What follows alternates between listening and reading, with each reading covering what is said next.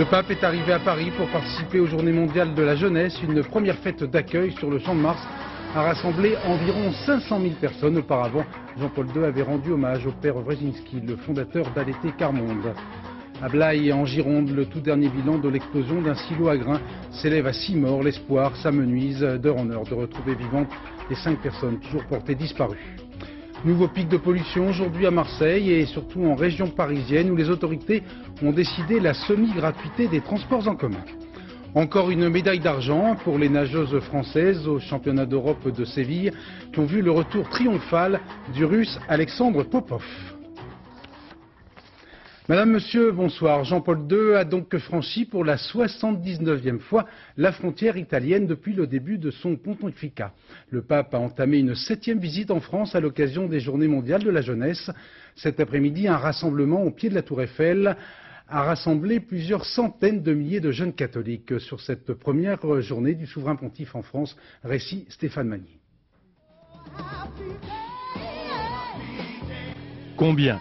Combien était-il cet après-midi sur le Champ de Mars?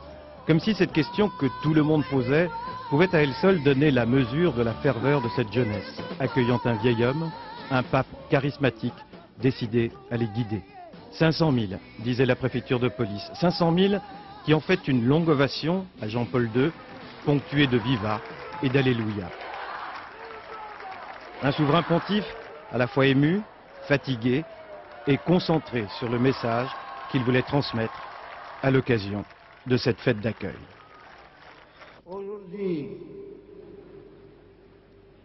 jeunes de tout le continent, vous reconnaissez le Christ qui nous unit dans un joyeux échange et dans une forte solidarité, et vous marchez ensemble vers le bonheur qu'il nous offre.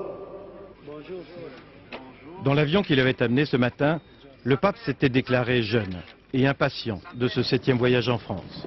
À son arrivée à l'aéroport d'Orly, accueilli par Jacques et Bernadette Chirac, il avait remercié ses hôtes pour leur hospitalité avant de sacrifier à la visite protocolaire au palais de l'Élysée. Cela n'a pas été de la simple courtoisie. Jacques Chirac et le pape ont employé presque les mêmes mots pour parler des difficultés de la jeunesse et de la nécessité de lui donner espoir et confiance. Mais ce qu'attendait le pape, c'était justement de la rencontrer enfin, cette jeunesse. Et il l'a fait d'abord au Trocadéro, sur le parvis des droits de l'homme, où il rendait hommage au fondateur d'Alleté Carmonde, le père Wresinski, mort il y a 3 ans. Par le père Wresinski. Mais c'était là, au Champ de Mars, qu'a eu lieu vraiment la rencontre qu'il attendait, avec ces jeunes venus de 130 pays et ces Français qui s'étaient enfin laissés embarquer par l'esprit de fête. Avec cette image, la plus chargée de sens, cette église qui, pour manifester son émotion, a sacrifié aux moyens de communication modernes. Nous retrouvons en direct du Champ de Mars Philippe Arouard. Philippe, ce premier rendez-vous du pape avec les JMJ a été pour le moins un succès.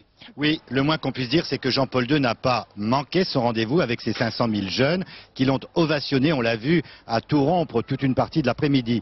Vous êtes l'espérance du monde, leur a-t-il dit. Et il leur a laissé à méditer un texte de l'Évangile, celui du lavement des pieds du Christ. Vous savez, lorsque le Christ décide lui-même de laver les pieds de ses disciples comme un serviteur, il leur a dit, il faut continuer cette action. Vous devez continuer ce geste lorsque des hommes souffrent ou sont humiliés par la misère ou par l'injustice, attachez-vous à les servir. C'est ce qu'ils doivent méditer ce soir lors des veillées.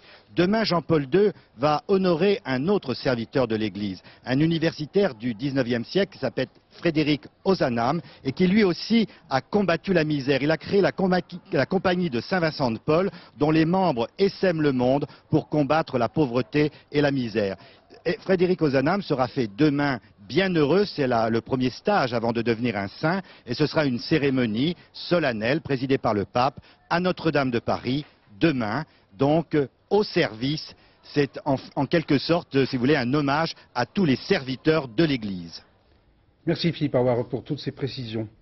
En fin de matinée, peu après être arrivé à Paris, Jean-Paul II s'est rendu sur l'esplanade du Trocadéro pour un hommage au père Joseph Wresinski, le fondateur d'ATD Quart Monde, devenu aujourd'hui une ONG implantée sur 4 continents. Reportage Marc Maisonneuve, Roger Motte. Maria, Michael et le pape, un grand de ce monde comme ils disent, qui regarde ceux qu'on ne voit jamais. C'est le premier geste du pape en France et il est pour eux. C'est vraiment un moment très solennel de l'accueillir. Il a dégagé une certaine paix et ça m'a rassurée.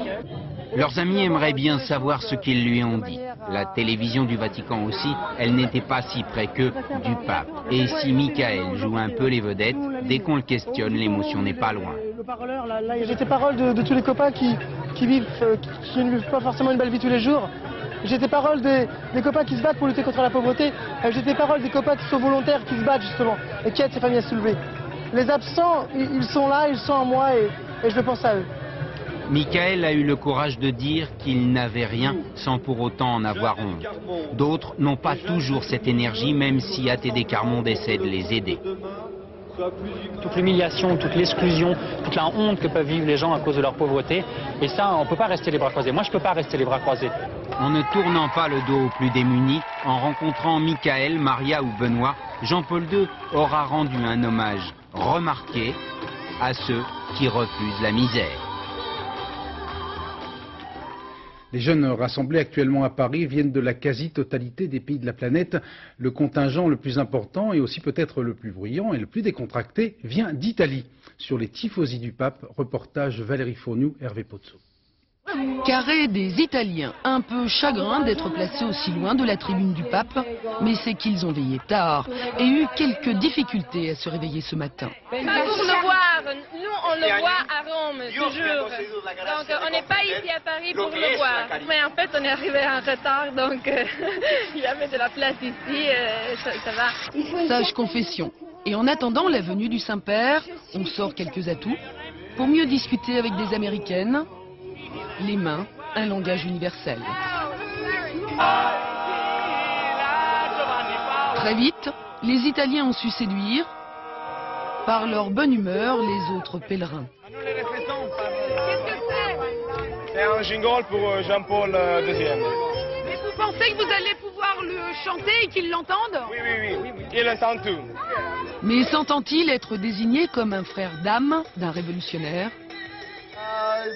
Le pape, c'est pour l'esprit spirituel, l'âme. Che Guevara, c'est pour les idées. Après plus de 3 heures d'attente, la Papa Mobile passe au loin. Je n'ai fait que l'apercevoir, mais ce n'est pas grave. Ce qui compte, c'est son message. Un message énorme et grandissime.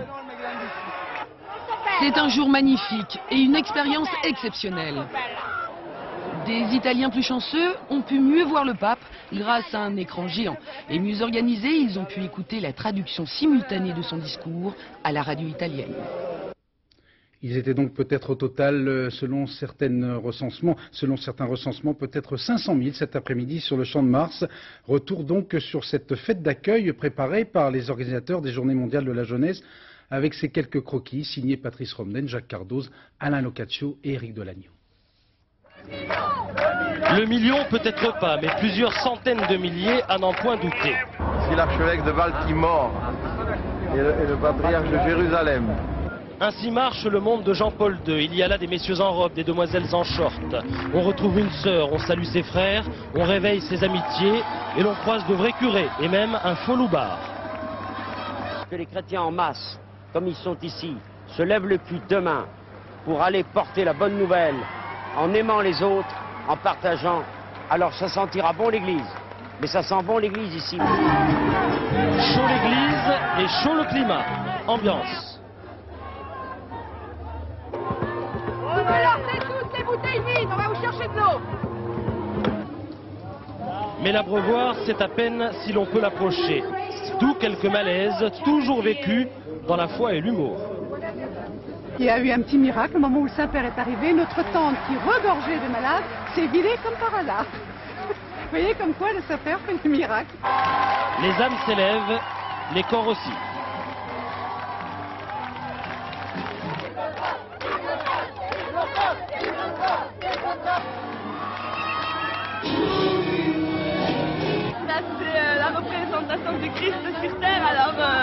être ému et être heureux de savoir qu'il est là, à chaque fois près de nous, des jeunes. Enfin. Je regrette pour la première fois de ma vie de ne pas avoir 20 ans. Ah, il est un peu vieux, mais il a encore de la vigueur en lui. L'amour victorieux toute forme de mort. Et on en connaît tous des morts, sans arrêt. Voilà, je ne veux pas vous faire un sermon, hein. Il va en parler certainement. Effectivement, il parlera de l'amour et il évoquera les précédentes JMJ. Souvenez-vous, Rome, Santiago de Compostelle, etc., etc. Ah, Santiago. J'étais. 89.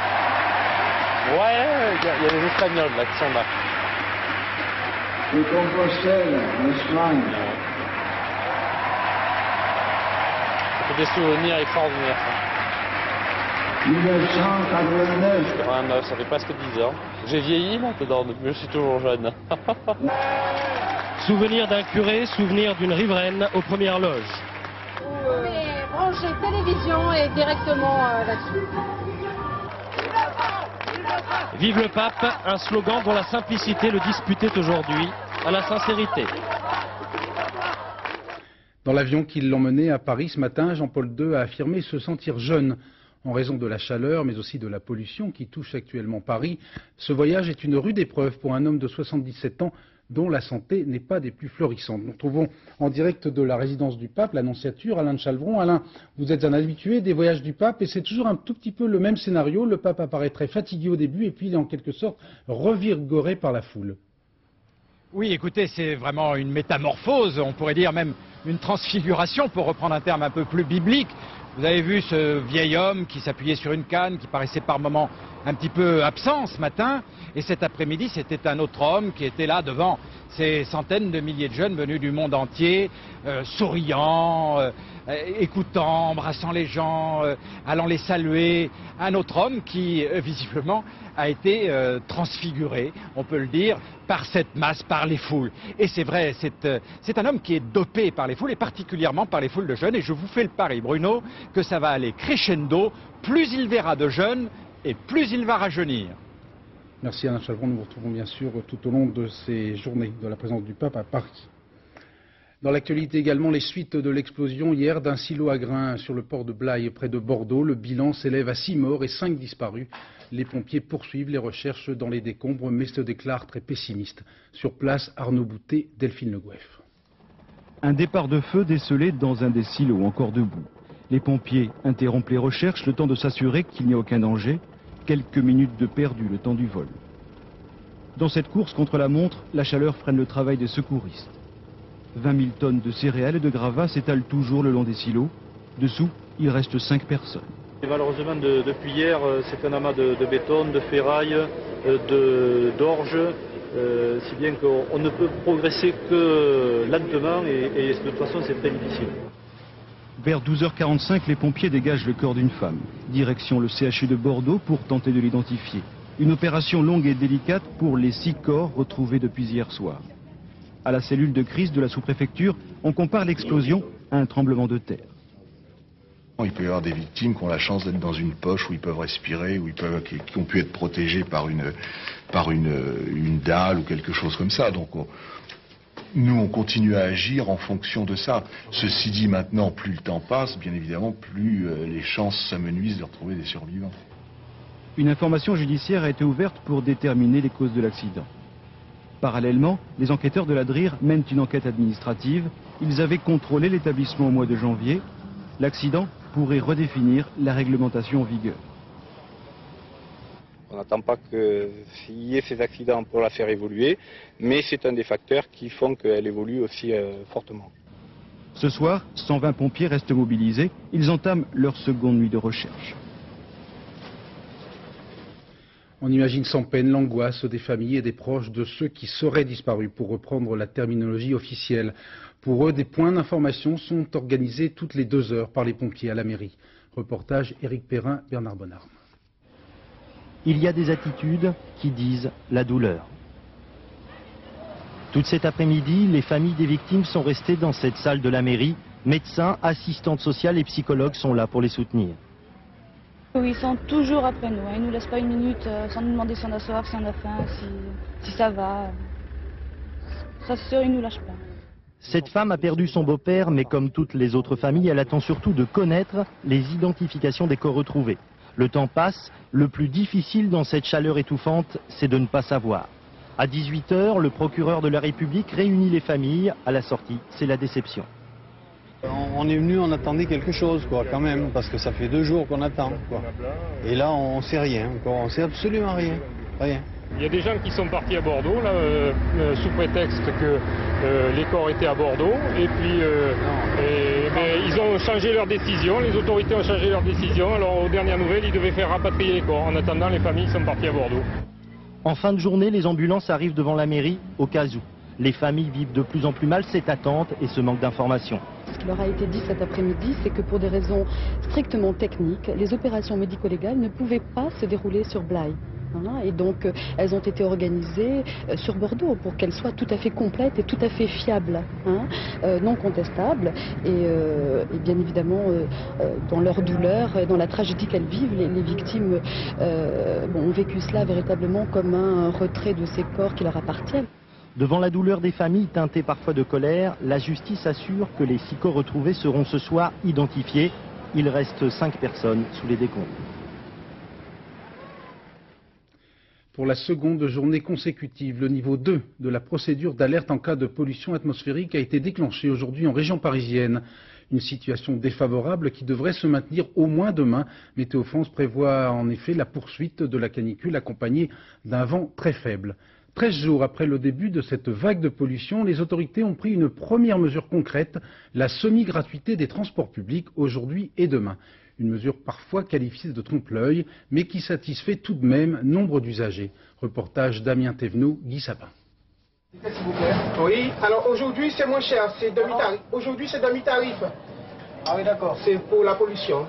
4 francs le ticket de métro au lieu de 8 habituellement, une bonne nouvelle pour les voyageurs d'Île-de-France. À l'origine de cette mesure, la vague de pollution à l'ozone qui sévit à Paris depuis plus de 10 jours. Pour les voyageurs, payer moins cher, c'est plutôt bien perçu. Moi, je prends le métro tous les jours de toute façon, alors ça ne change pas grand-chose, si ce n'est une baisse du coût du transport qui m'intéresse, quoi. Eh ben, je trouve que c'est une très très bonne chose, parce que vraiment Paris est pollué au maximum. Pour la SNCF et la RATP, l'objectif est d'attirer un type bien particulier de clients, les accros de la voiture.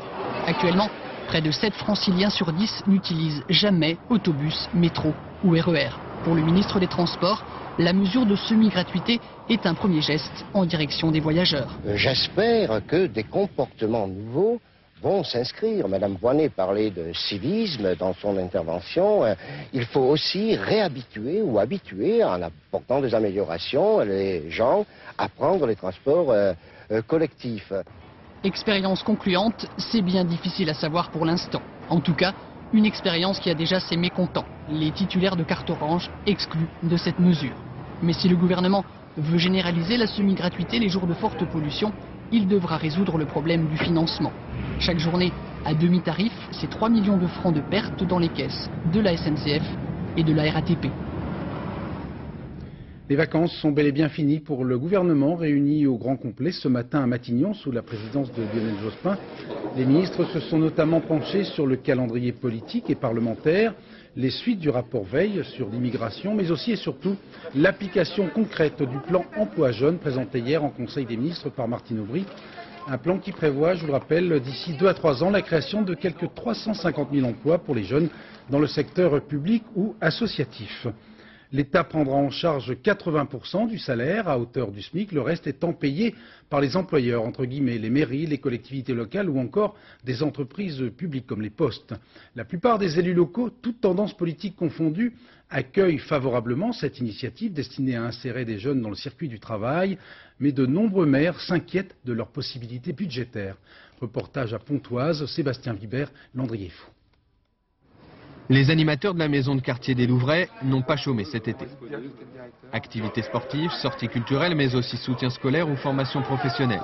Ils sont 20 pour s'occuper de plus de 200 jeunes et près de 40 familles dans le quartier. Des renforts seraient les bienvenus. Là, comme ça, à chaud, on peut créer, si l'État s'engage à financer 80% de ces postes, entre 6 et 10 emplois dans les 2 mois qui viennent. Le maire de la ville, Jean-Michel Rollo, est plutôt favorable à la création de ces emplois jeunes. Il évalue entre 20 et 30 le nombre total de postes dont la commune et ses 30 000 habitants auraient besoin. Mais il se pose encore beaucoup de questions. Je veux savoir si l'engagement de l'État sera le même pendant les 5 ans, à la même hauteur, 80% du niveau du SMIC. Je veux aussi savoir quel sera l'engagement de l'État après les 5 ans. Je veux aussi savoir qui paiera la formation de ces jeunes que nous allons recruter et tout ce qui va derrière, par exemple, par des cotisations sociales, qui les prendra en charge. Surtout, près de la moitié des frais de fonctionnement de la mairie passent dans les salaires et les charges de ces 500 employés. 500, un nombre limite maximum pour l'instant. Alors que faire dans 5 ans de ces nouveaux postes? Et nous devons savoir, c'est de la gestion prévisionnelle, combien nous en aurons à payer dans 5 ans. Est-ce que nous devrons intégrer ces 20 ou 30 postes, ou plus, créés dans les 5 ans qui viennent au personnel communal en surnombre, ou est-ce que nous pourrons les intégrer dans le personnel communal? C'est une vraie question, c'est une question à 5 millions de francs. Le maire se dit prêt à payer les 25 000 francs par an pour chaque nouvel emploi. Mais il compare aussi ces 20 à 30 nouveaux postes avec les 900 jeunes de moins de 30 ans, aujourd'hui au chômage dans sa ville. Le gouvernement a recensé une vingtaine de nouveaux métiers qui devraient permettre de répondre à des besoins non satisfaits dans les domaines de la vie quotidienne. Des nouveaux métiers qui suscitent certaines interrogations, notamment sur les compétences nécessaires ou encore les risques d'empiéter sur des créneaux déjà existants. Les associations, elles aussi, vont pouvoir embaucher des jeunes dans le cadre de ces nouveaux emplois. Pour certaines, cela représente un ballon d'oxygène salutaire. Exemple avec ce reportage de Christine Boss et Patrice Schumacher au sein de l'association Thémis. Alors c'est un enfant de quel âge? 14 ans. Est-ce que la semaine prochaine vous êtes disponible pour venir nous voir avec votre fille? Assistance psychologique et juridique d'enfants et d'adolescents en difficulté, la mission de l'association Thémis n'a cessé de croître en 7 ans. Malgré 5 permanents, juristes, psychologues et éducateurs, impossible de répondre à tous les besoins. Ici, le plan Aubry est une vraie manne. Au niveau de Thémis, nous allons essentiellement embaucher des psychologues et des juristes, des travailleurs sociaux. Nous espérons immédiatement pouvoir en embaucher 2, mais nous sommes prêts à en embaucher plus. Mais alors là, il y aura peut-être un problème de locaux qui se posera. Déjà impliqué dans le monde associatif à titre bénévole, Jean-Michel, titulaire d'une maîtrise de droit, a le profil de l'emploi. Et être payé au SMIC ne lui semble pas scandaleux. Vous avez un diplôme Bac plus 4, et donc être rémunéré au SMIC, ça ne vous choque pas? Ça s'est déjà produit, donc a priori dans la situation qui est la mienne aujourd'hui, c'est-à-dire de chercheur d'emploi, ça ne me choque pas. Je pense que de toute manière, à terme, cette rémunération devra certainement évoluer. Ça me semble tout à fait nécessaire. Pas question donc d'emploi au rabais, malgré un salaire minimum. Nous sommes tous solidaires pour que tout le monde soit au mieux payé, mais qu'en même temps, il y a une réalité économique qui fait qu'il faut peut-être passer par des échelons un petit peu plus bas en fonction des différents diplômes. Des emplois qualifiés, rémunérés au SMIC, un passage obligé pour certains, en attendant mieux. Il y a 100 ans, un médecin britannique, Ronald Ross, découvrait la transmission du paludisme par le moustique. Aujourd'hui, la malaria est en expansion dans le monde. Elle affecte entre 300 et 500 millions de personnes. Elle provoque la mort chaque année d'environ 3 millions de malades, dont 1 million d'enfants en bas âge. En France, on recense d'autre part chaque année plus de 5000 cas importés. Explication Jean-Daniel Fezaki. C'est un moustique, une anophèle femelle, elle pique depuis toujours, mais cela fait tout juste 100 ans qu'on a découvert les conséquences de sa piqûre, l'injection dans le corps de ses victimes d'un parasite qui mettra 15 jours à atteindre les globules rouges et à provoquer des crises de paludisme. Et comme d'habitude, hélas, ce sont les pays pauvres qui payent le plus lourd tribut à la maladie, près de 3 millions de morts par an, dont 1 million d'enfants en bas âge. Et la même litanie, pas d'argent, pas de médicaments, une recherche sur le vaccin qui n'intéresse pas les grands groupes pharmaceutiques qui ont peur de ne pas y retrouver leur investissement. L'ensemble de la recherche dans le monde, tout continent confondu, sur un vaccin antipaludique qui est demandé fortement, eh bien, reçoit comme contribution la même somme que celle qui a été dépensée en une soirée pour inaugurer le parking des Champs-Élysées. Bon. Si on admet dans une société moderne qu'il y a 4 millions de morts par an et qu'on ne va pas dépenser plus que ça, il ne faut pas s'étonner qu'il y ait peu de progrès qui soient faits. En France, il y a 5000 cas de paludisme par an. Une maladie d'importation que l'on rapporte dans 95% des cas d'Afrique. Tout cela parce que la majorité des victimes a négligé les conseils de prudence et de prévention. Il y a environ une vingtaine de morts chaque année en France par un paludisme, 20 morts qui auraient pu être très facilement évitées. Au retour, il faut donc impérativement continuer pendant 1 mois le traitement préventif. Aujourd'hui, c'est la Saint-Christophe, protecteur des voyageurs. Ce sont des voyageurs d'un genre un peu particulier que nous allons vous présenter maintenant. Pas franchement la Sainte Famille. Enquête Jérôme Soulard, Frédéric Dupuis. Heureux qui, comme la famille Herry, a fait un beau voyage. Un tour de France des hôtels, sans payer l'addition. Heureux donc, jusqu'au terminus brutal en Alsace. Je me suis rendu compte le matin, par le fax que j'avais reçu d'un collègue de la Bresse, qu'il s'agissait de gens suspects. Et donc j'ai appelé le collègue de la Bresse, qui m'a donné le signalement des gens, donc c'était le même nom, et qui ont prévenu la gendarmerie, quoi. En juin dernier, Dominique Herry décide d'emmener sa femme et ses 2 enfants sur la route des vacances. De Quimper, ils rejoignent les plages des Sables d'Olonne, un bol d'air pour le chef de famille. Dominique Herry vient tout juste de sortir de prison, incarcéré pour une affaire d'escroquerie. Première nuit à l'hôtel pour les voyageurs et premier départ précipité sans régler la note. Direction le sud, vers Aix-en-Provence. Même scénario, le couple avec ses enfants inspire confiance. 2-3 jours au calme et la famille disparaît de nouveau. Pour le transport, même méthode. Le père de famille emprunte à Paris un luxueux véhicule qu'il promet d'acheter et oublie de rendre. Il n'y a aucun signe qui nous permettait d'avoir des soupçons. C'est, si vous voulez, sans plus un client tout à fait normal, sans problème. Après 30 établissements visités et plusieurs dizaines de milliers de francs d'addition non réglés, l'escroc est démasqué. Un hôtelier abusé a envoyé en Alsace son signalement. Reconnu à la réception, le conducteur, sa femme et les 2 enfants tentent de prendre la poudre d'escampette. Ces gens-là ont dû voir arriver les gendarmes et le temps que les gendarmes ressortent de la réception, ils avaient embarqué dans le véhicule et ils s'apprêtaient à fuir. Il a fallu que les gendarmes interviennent énergiquement pour appréhender le conducteur, le chef de famille. Dominique Herry a laissé son luxueux véhicule pour rejoindre sa dernière étape, la prison de Colmar. La cueillette du jasmin bat actuellement son plein, comme dirait l'autre, du côté de Grasse, un jasmin de grande qualité qui a fait beaucoup pour la renommée de cette ville, capitale des parfums. Après la diffusion du feuilleton dans un grand vent de fleurs, les touristes se pressent plus que jamais pour visiter les exploitations, comme en témoigne ce reportage de Virgilie Hadot et Farber, Yasmina l'a bien nommé. En été, c'est un grand vent de jasmin qui souffle sur la capitale des parfums. Ces petites fleurs blanches, si fragiles et si odorantes, font la réputation des plus grands parfumeurs. À Place Cassier, un hameau de Grasse, les cueilleuses sont à pied d'œuvre dès 5h30 du matin. Les nouvelles recrues ont un peu mal au rein, les compensent par un autre plaisir. L'odeur. Surtout l'odeur, oui. Sinon, c'est que ça. Il n'y a que l'odeur. L'odeur de ce champ, Philomène la connaît depuis 27 ans. Comme les autres habitués, elle a le coup de main pour ne pas abîmer la fleur et aller vite. Car ici, on paye la quantité ramassée. En pleine saison, comme maintenant c'est le mois d'août, on peut cueillir 800 grammes à l'heure. Hein. Et ça rapporte combien? Le kilo, je crois que ça va tourner autour de 80 francs. 80 francs pour 10 000 fleurs de jasmin. Des pétales aujourd'hui concurrencés par les fleurs du Maghreb. En 20 ans, beaucoup de producteurs grassois ont mis la clé sous les champs. Sur 2000, il n'en reste que 120. Alors, en marge de son exploitation, Hubert le producteur joue les guides touristiques. Il faut savoir que la rose de jasmin de la région grassoise a une qualité quand même exceptionnelle. 20 francs environ par personne, le prix de l'histoire de cette terre, le prix d'une initiation à la cueillette. Et vous tirez, c'est tout. J'ignorais complètement la cueillette du jasmin et la culture. Hein. C'est vrai que c'est super intéressant, oui. De se faire connaître, peut-être ça donnera quelques vocations, et puis aux parfumeurs et peut-être aux jeunes qui voudraient s'installer. Les touristes auront senti ce jasmin grassois, mais aussi l'ambiance d'une pause des cueilleurs.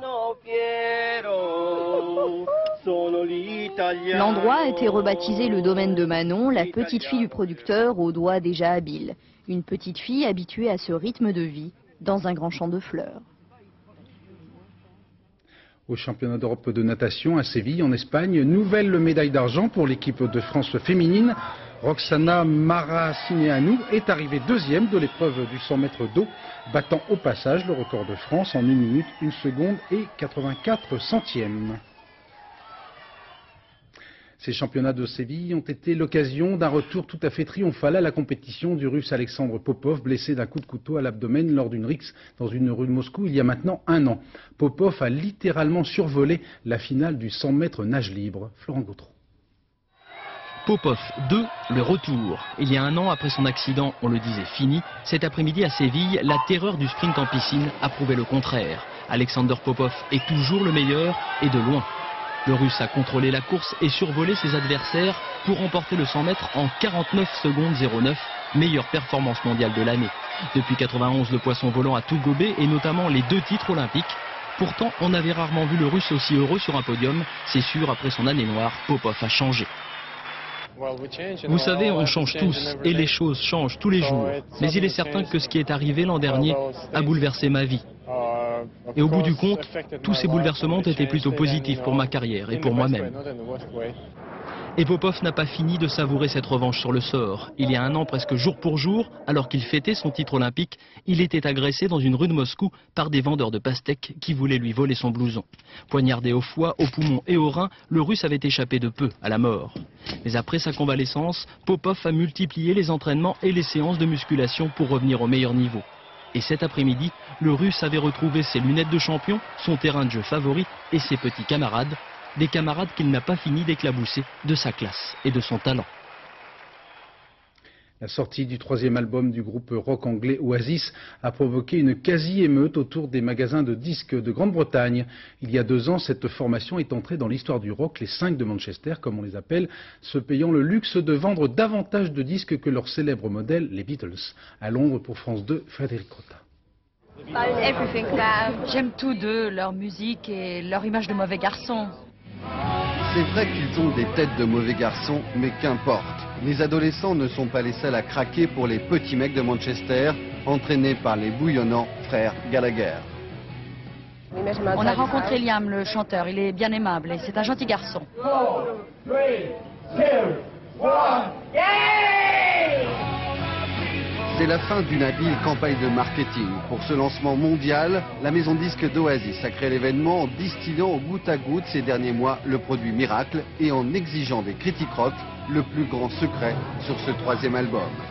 Pour certains fans, debout depuis 4 heures du matin, c'est l'extase. Là, je vais travailler. Je pourrais pas écouter le disque avant ce soir, mais je le regarderai toute la journée.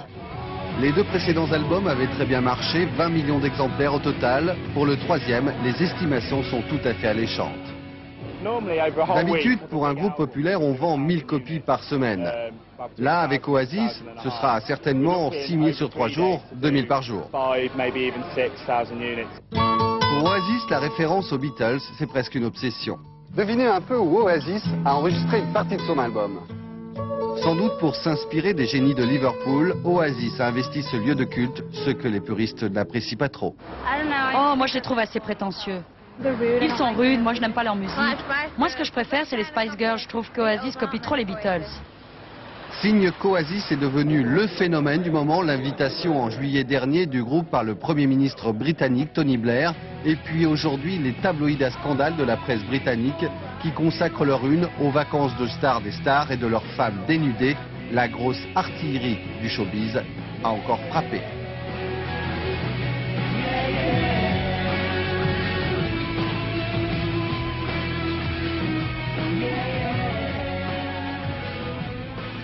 Il y a 2 ans, son film L'émigré était censuré en Égypte à la demande des islamistes fondamentalistes, malgré l'amertume mais aussi les menaces.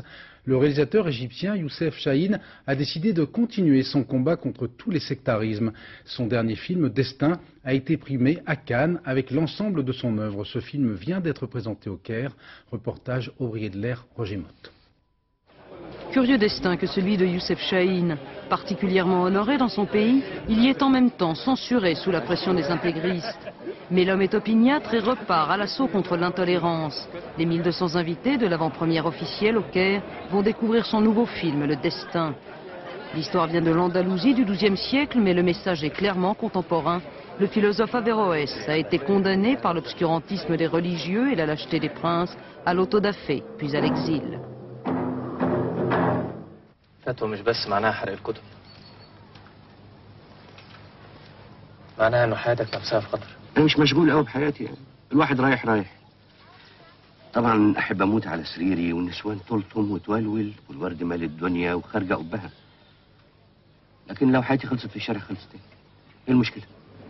Chez lui, il a toujours aimé travailler dans sa cuisine. Youssef Chahine peaufine déjà d'autres projets. À 71 ans passés, il garde une allure de jeune homme facétieux et une volonté intacte. La condition primaire, c'est de ne pas avoir peur. Fais ce que tu crois que ta fonction demande de toi. Tu as dit que tu es metteur en scène, tu dis ce que tu as à dire. Comment expliquez-vous que ces extrémistes aient réussi à avoir une influence aussi pernicieuse dans une Égypte qu'on dit démocratique et moderne? C'est bien que vous avez dit démocratique et moderne. C'est une belle image. Je l'attends. En Égypte, ou même chez les plus humbles, l'amour du cinéma ne se dément pas. La sortie d'un nouveau Chahine ne passe jamais inaperçue. Ici, au Cairo, dans un quartier très populaire, la projection du soir a valeur de test. Avec ce film, Chahine rend enfin la gifle que lui avaient donnée les islamistes. Moi, je ne rate jamais un de ces films. Mes enfants veulent tous les voir. Le pari est tenu, la réaction pour l'instant unanime. Car c'est bien le talent de Youssef Chahine, savoir montrer au-delà des cultures qu'aucune civilisation n'est à l'abri du fanatisme.